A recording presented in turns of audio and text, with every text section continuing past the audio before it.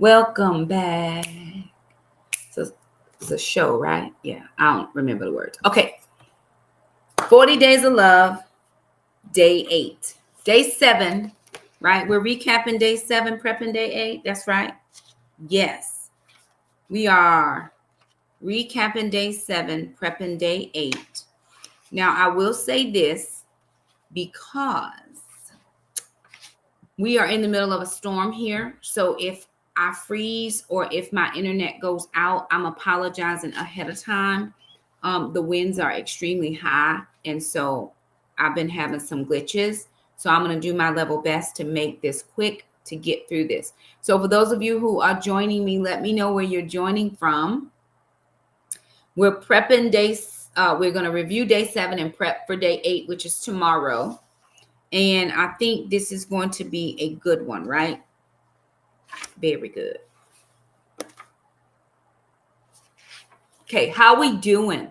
I know we talked last night and got a little bit heavy. Here's the deal. Hey, ma'am from Alabama. Some of us have real heavy stories, and that is just the way that it is. But God is still greater. God is bigger. Just dropped my pencil, and that was giving me some comfort. Okay, I got another one. God is still bigger. God is still greater. Hey, ma'am, how are y'all? He can do all the things that he needs to do for us. He can give us a calm spirit. He can give us a gentle spirit. Meek doesn't mean pushover. He can give us words that will not create or start a war. He can calm the quick returns or the quick comebacks. He can do all of those types of things. He can even renew the love that we once had for our spouse if we don't feel like we have it at the moment. He is so good like that. And I think because a lot of us have decided not to love our spouses anymore, that we think that God can't turn that thing around. God can turn around anything he wants. We think that the story is going to be this way, and God says, no, it's going to be this way. So if you submit your marriage to the Lord and you give him full rights to reign over it and in it and through it, he will. Now you have to understand that you are in a relationship with someone else. We cannot supersede their will. He'll never supersede their will. And so you have to come into agreement with what heaven says about your situation, because there is an express word about it. And that is just the truth. So thank you guys so much for joining me tonight. Day number 7. This was the dare from yesterday. Well, from today. Your dare for today was to get 2 sheets of paper.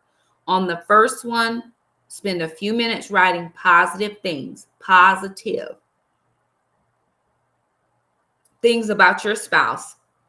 And on the second sheet of paper, you wrote negative things, all the things you hate, all the things you can't stand, all the things that make you irritable, all the things that you really wish they would change or that you could change about them. Because remember, yesterday was about the appreciation and the depreciation room. And we spend time in both of them. But we tend to spend more time in the depreciation room, taking away from our spouse,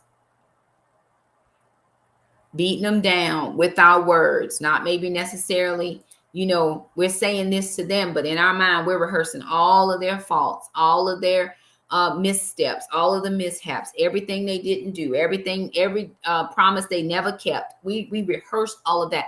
And that keeps us in the depreciation room. You're never going. Depreciate means to take away. Appreciate means to add to. Are you an asset or are you a liability? Thank you, Holy Spirit. You have to ask yourself that in your marriage. Are you an asset or a liability? You want your spouse to be all the things, but are you those things that you want your spouse to be?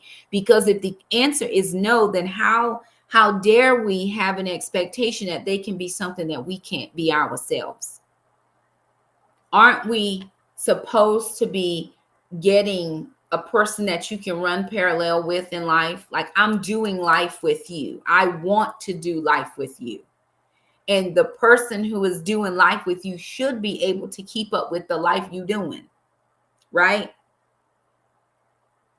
Oh, good. Very good. Absolutely. And that was just as valuable. That was just as valuable. Carla said her husband was sick today, and she had extra time to do this assignment, but God said, hey, take care of your husband. That was very good. So I love that. And then Yolanda says we can't expect something that we're not, but we do it all the time. We do it all the time. We put such a high expectation on our spouse, and we never expect anything out of ourselves. We just don't. Or when we do, it's not equal to what we expect out of them. Because again, in our mind, we live on Perfect Avenue. I live on Perfection Avenue. I live on I don't do nothing wrong Boulevard, right? That's where we live. But that's not the truth of our situation for real. It's really not. Okay. So how many of us did our assignment? And did you have more negatives than positive? Did anybody have any more positive than negatives? There are multiple times when we can think of all the negative things that people do to us, said about us, all the things. Okay. All right. We're moving into day 8 because I want to make sure that my internet does what it's supposed to do. Father, keep the internet up in Jesus' name. Day 8, this is an allowing day, right? So remember, you have affection, you have allowing. I wrote them all down because I wanted to have them. I wrote them on my sheet, and I wrote down all the scriptures too. Oh, very good, Yolanda. We have acceptance, we have affirmation, we have allowing, we have affection, we have apology, we have abide, and we have attention. So today or tomorrow, day 8 is an allowing day. And it says, love is not jealous. Song of Solomon, chapter 8, verse 6 in the NIV says, love is as strong as death. Its jealousy unyielding as the grave. It burns like a blazing fire. Just reading through the chapter. Oh, very good. Very nice. I'm glad. 2 ladies said more positives. That's good. Jealousy is one of the strongest drives known to man. It comes from the root word zeal, which means to burn with intense fire. The scripture pointedly says, wrath is fierce and anger is a flood, but who can stand before jealousy, according to Proverbs 27:4. Now, here's the thing. Most of us would say, we would argue somebody down into the ground to say, I don't compete with my spouse. But there are some spouses who compete against each other. You've heard the saying, an alpha male needs an alpha female. But sometimes the alphas, because they are driver, because they are go-getters, because they are always after it, sometimes they don't know how to step back and be an omega, which is lower than the alpha. It doesn't mean you're lower than them in any type of standing, but I look at that as esteeming somebody else higher than myself, right? And sometimes those personalities compete with each other. He got a promotion at work. You working hard to get a promotion at work. That just means that you're not as available as you used to be, and you working 40, 50, 60, 70, 80 hours a week. And now you're not doing the things that you were doing at home that you used to do, even though you were an alpha female, because you're trying to be just as good as him. Right? Okay. There are 2 forms of jealousy. You have legitimate jealousy, which is based on love, and you have illegitimate jealousy, which is based on envy. Legitimate jealousy sparks when someone you love who belongs to you turns his or her heart away and replaces you with something else. That is very legitimate. When they used to be team you and now they team football, all they want to do, or they go to work all the time, and you really find out that there's some other stuff. You being replaced with other things. Wonder why when we used to be thick as thieves, now we ain't never together, except when you want to be intimate with me. Why you only over here for intimacy reasons? I need you to make love to my mind. I need you to be up here with me, but I can't even get you in that. So now I want to know what has grabbed your attention. And I'm having a jealous moment about that. And that's legitimate. But then he talks about illegitimate. Let me read. Let me go back. So she says, if a wife has an affair and gives herself to another person, her husband may be justified jealous anger because of his love for her. He is longing to have back what is rightfully his. And that's why I was thinking more of the affair. Something has grabbed your attention. The attention I used to grab and keep and hold. Now something else has grabbed that attention. Where is it and what is it? So have y'all ever seen Why Did I Get Married?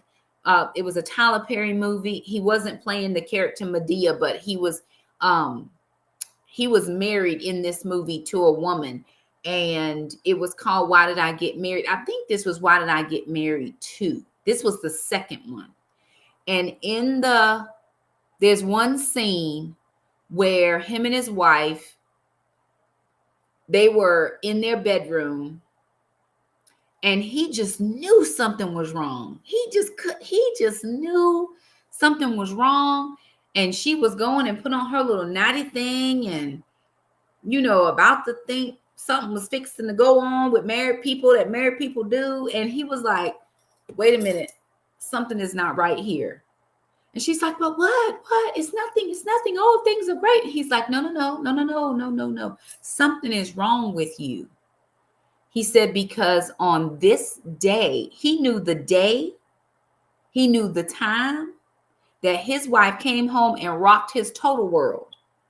And he said to her, when you were with me, were you thinking about him? There was a man in her office that had captured her attention. She's like, but nothing happened between us. He just is funny and we like some of the same things and blah, blah, blah, trick of the enemy. And he was like, he said, I knew something was wrong. He had a right, so to speak, to be jealous over that, because that's my wife. How is it that another man can send her flowers only, and now she is feeling like she on top of the world? What exactly is that? So he says the Bible describes God as having this kind of righteous jealousy for his people. He gets jealous over us when other things have grabbed our attention. Some of us live very distracted lives. We give him whatever time we have left. If we have any time, it's always an excuse. I'll get to my devotionals tomorrow. I'll get up early in the morning. Tomorrow's a better day. The kids will be at school. We have all the things, and then it never happens. So he feels that towards us. Like, my people don't even love me. What is going on? I've done all of this for them, and they don't have any time for me. What is this? Okay.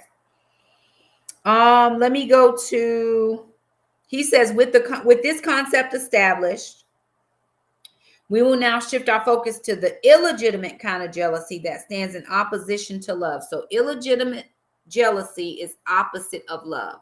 There's a righteous jealousy and there is an illegitimate jealousy.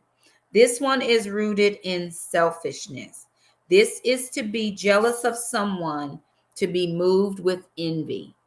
Do you have envy over other people? I wish my marriage was like hers. I wish my husband did the same stuff that her husband did. I wish my husband would buy me this. I wish, because I want something that somebody else has, not knowing what they had to do to get it or what they got to do to keep it. That's the problem I see with somebody else trying to have somebody else's life. You don't know what they did to get it, and you don't know what they have to do to keep it. Now, there are some legitimately happy couples, and I thank God for them. I've always been very cautious that people never take this out of context, what I'm about to say. I love to see a man with a wedding ring on. Not because I have any designs on that man. I love marriage. I love the institution of marriage. And when I see a married man, I say, Lord, I hope he loves his wife. God bless him to just love his wife. Or if I see a married woman, I say, God, I thank you for their union. I'm always praying for marriages. I don't say it to them. I just be like, oh, God, I thank you so much for these marriages. And I pray that they are strong. I just love the institution of marriage. I don't want yours. I don't want anybody else's marriage. I'm writing my own story. Well, the Lord is writing my story over here. Remember, I said I'm going to be in love and on my honeymoon forever. Forever. From the I do's to the we did. I'm me. That's me. I don't want anything anybody else has. He says, it has been said that people will celebrate your level of success as long as it doesn't exceed theirs. Again, there's that competition. I'm going to celebrate you as long as you don't do greater things than I've done, right? Now, I have had to deal with myself in those areas, but here's how I deal with it. If you need something and I have the ability to give it, if we're in covenant relationship, if you're my sister, family, relatives, whatever, if I know you like that, if you need something, instead of me keeping it for myself, it's not doing me any good. I'll sow into somebody else just so I don't suffer from jealousy. God, I don't want that thing so much that I'm not going to give it to somebody else who can do the next greatest thing. There's a girl who always does the formatting for my books. She is excellent. If you need somebody to format a book, hit me up. I could tell you all the things. She is excellent. But if I were selfish, I'd be like, I'm not fixing to give her name and number to nobody. She just gonna work on Shakema stuff. But I want to see her win. She's an author as well. Excellent author. She writes under several pen names. She's also a recording artist. She sings under a different pen name. But every time I know somebody's needing to write a book, I'm like, hey, I got a resource. Hey, I got something for you.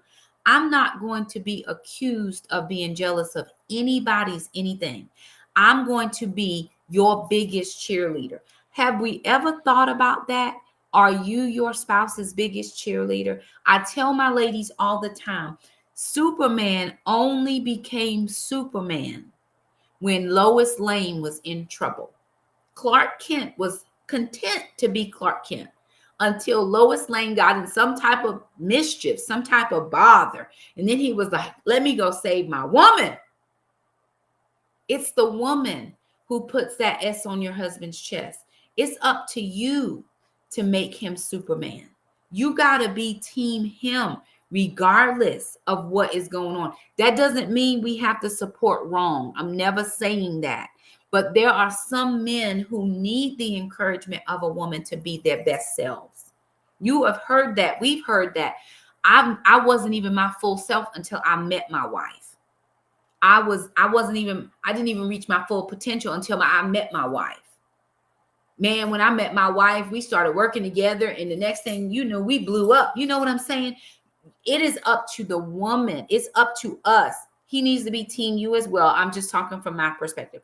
I need to be the person. No woman should cheer louder for my husband than me because she will capture his attention. The one who screams the loudest, isn't it the squeaky wheel that gets the oil or the grease?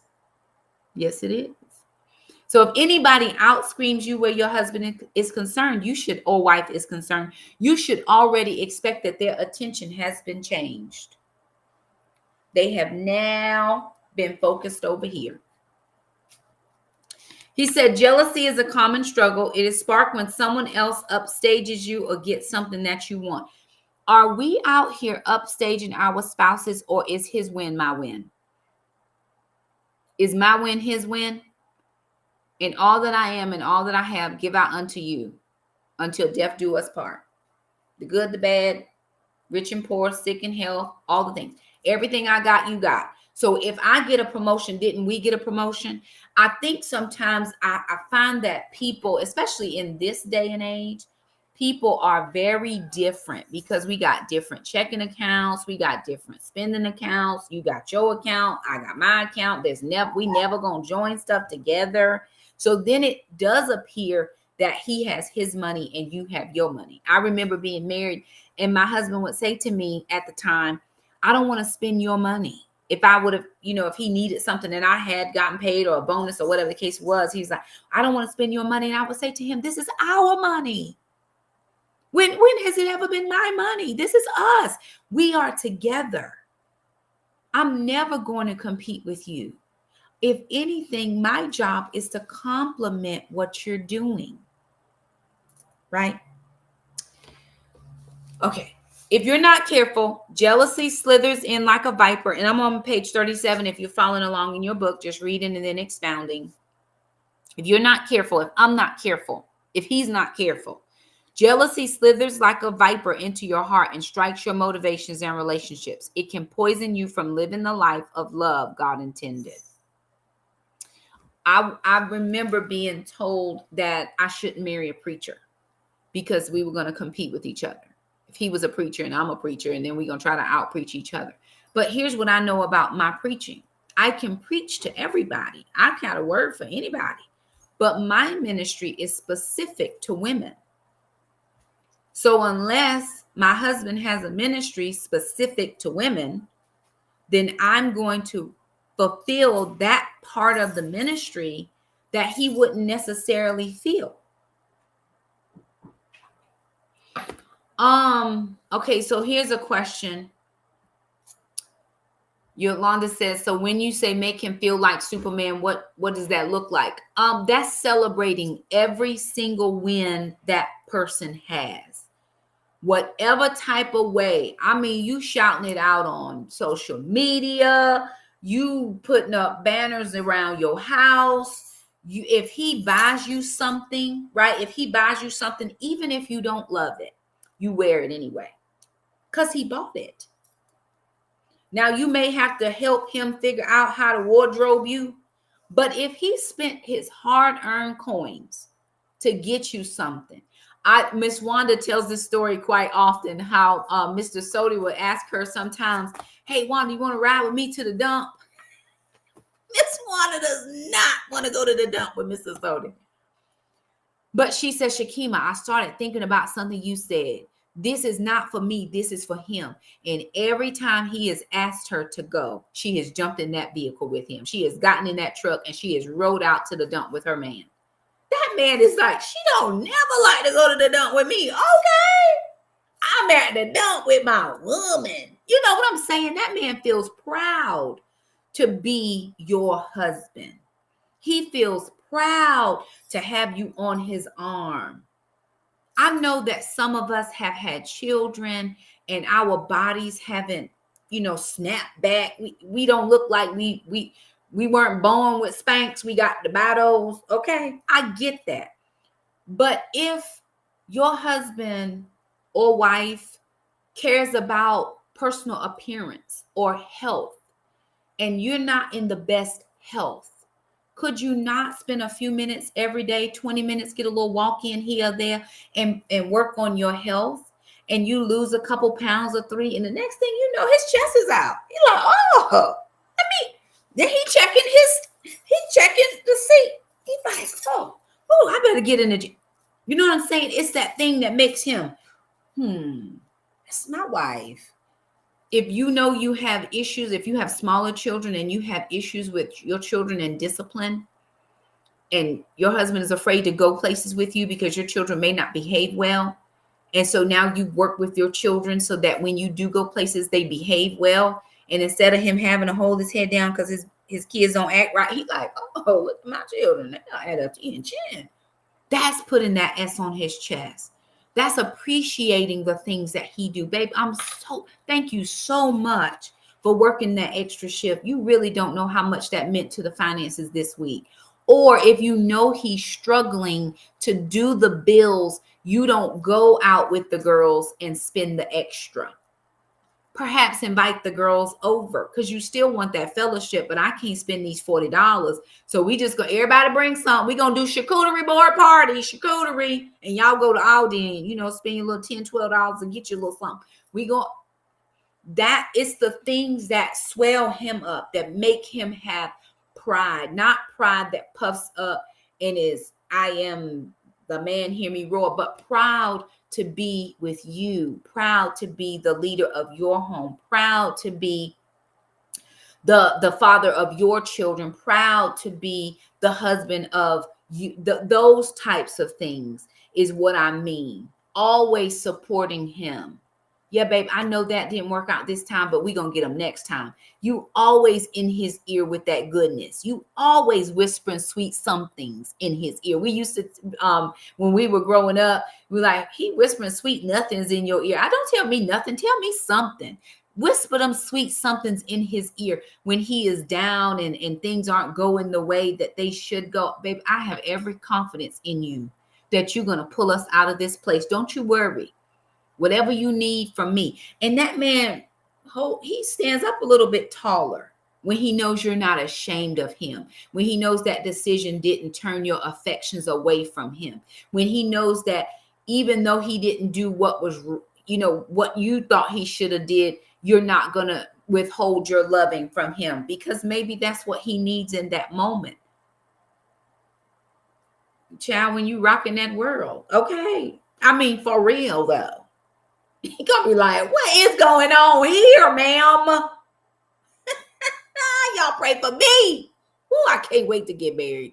And you're welcome. Okay. Let me see. I'm gonna go to the dare. Oh, I like this one. He says, when you're married, this is at the bottom of 37. When you're married, you were given the role of becoming your spouse's biggest cheerleader and the captain of his or her fan club.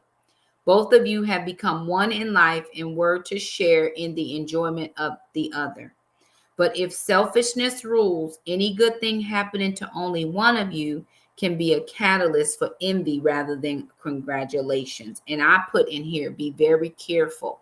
Be very careful that you look at the celebration of your spouse as a direct attack against you. You may not have any wins, but here's the thing. Every win I have, you have. Every win you have, I have.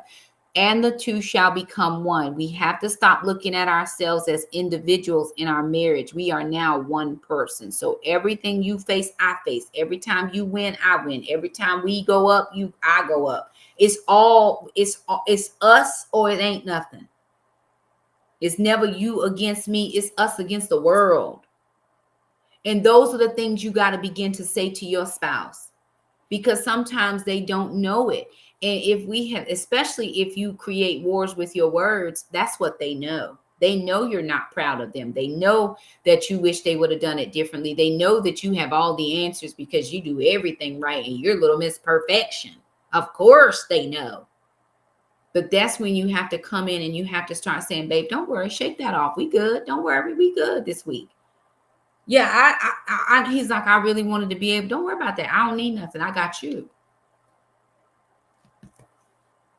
Man, we done went to the bathroom because he need a moment alone. She said she got me. Oh, okay. Okay. All right. I'm going to go over here to the dare. Today's or tomorrow's dare for day 8. Determined to become your spouse's biggest fan and to reject any thoughts of jealousy. To help you set your heart on your spouse and focus on their achievements. That's what it's all about. Look at all the things they have done. Because here's the deal. In the 20 plus years, in the 20 months, in the 20 minutes y'all been together, a man somewhere has left his wife and children, and your spouse has stuck it out. He didn't leave when he could have left. You cheated on him with his best friend, and he knows about it, and he didn't leave. Lost your job, walked out on a job, said you wasn't gonna work no more because he was the husband, and y'all y'all are just struggling, and he's still there. That is an achievement. Okay, so Linda Oki said, questions are your children? No, ma'am. My children are not my children. I have older adult children, 33, 27, 19, and 14. So I'm one child away from empty nest. But when I went through my divorce, my children were 4 months, 5, 13, and 19. So I've been separated and divorced now 14 years. Okay, determined to become your spouse's biggest fan and reject any thoughts of jealousy. To help you set your heart on your spouse and focus on their achievements, take yesterday's list of negative attributes and discreetly burn the list. Then share with your spouse how glad you are about a success or blessing he or she recently enjoyed. When you've done that there, check it off. You have a small space for any reflection that you need to do there. Any questions before I chime out? Jealousy is a bad one. And whether we know it or not, we can be jealous of our spouse. There is no need to be. It's not necessary, but sometimes things slip in. When you are not the keeper of the gate, when you do not keep your mind in check, when you listen to everything, watch everything, especially social media, and you seeing all these couples and they doing this and they doing that, and you don't know why your husband doesn't do this and that for you. One of the things that social media people don't tell you is we stage all of our content. All content is staged some type of way. We got to have the lighting just right. We got to have this just right. We got to pick the right song. We got to wear the right outfit. We got to make sure the makeup is done. I watched one. I don't even know the husband's name. He's like Puerto Rican and his wife is like from African. And he said, babe, how come you only wear makeup when we're doing a YouTube short? She said, babe, because I have to look good for the people. So he's like, no other time are you getting dressed. You don't want to look good for me. You're just doing this for YouTube. And she's like, yeah, what else do you think? Right? So that stuff is staged. You know your husband is coming home every day. You know that your husband is going to do everything he can to make sure you have what you need. You know your husband is going to take care of those babies. Not everybody know that. Do my children have children? No, ma'am. I do not have grandchildren. I have 2 grandsons. They are dogs.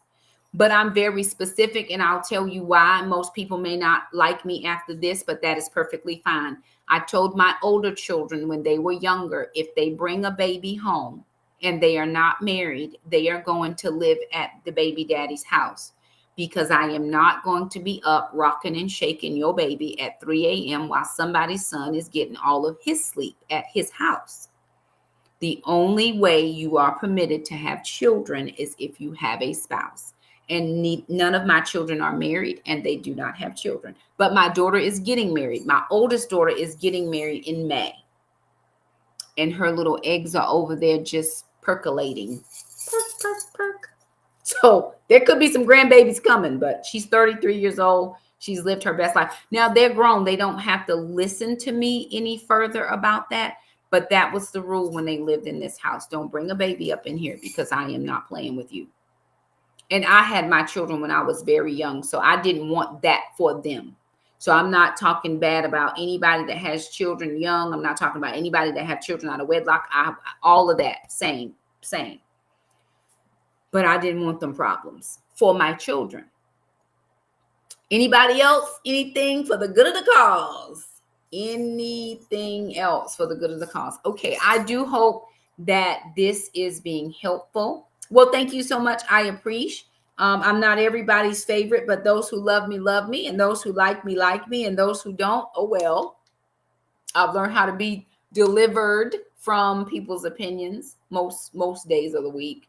I try to do my best for people. I try to do my best for my children. I tried to do my best for my husband when I was married. Towards the end of the marriage, the first bit was not the best. I was better at the end, but it wasn't enough soon enough. Right. So that's why I do this, because I don't want anybody to experience what I experienced. I probably gave it my best effort too late. And if you can stop it now and change things, change the trajectory of your marriage, then that's what I'm here for. I'm here to see you turn this thing around, if that's what you both so choose. At the end of the 40 days, some of you may not choose it. Some of you don't choose it at day 8. But we still going to keep on keeping on for those who do. Anywho, I love you guys. I've been going at it all day. And so now I'm going to go and sit and take my scriptures that I got from my assessment. And I'm just going to write those scriptures out so that I can go back and just read those scriptures daily, just to keep it always in front of my eyes. You all know where I am if you need me. Thank you so much. Please like the video, share it if you feel like somebody else would get something good from it. Share all the days we have up through day 8 now. You can share those.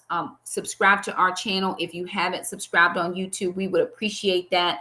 We do want to thank you all so much for stopping by, and we'll see you guys tomorrow night. Bye now. Bye, y'all. See you tomorrow.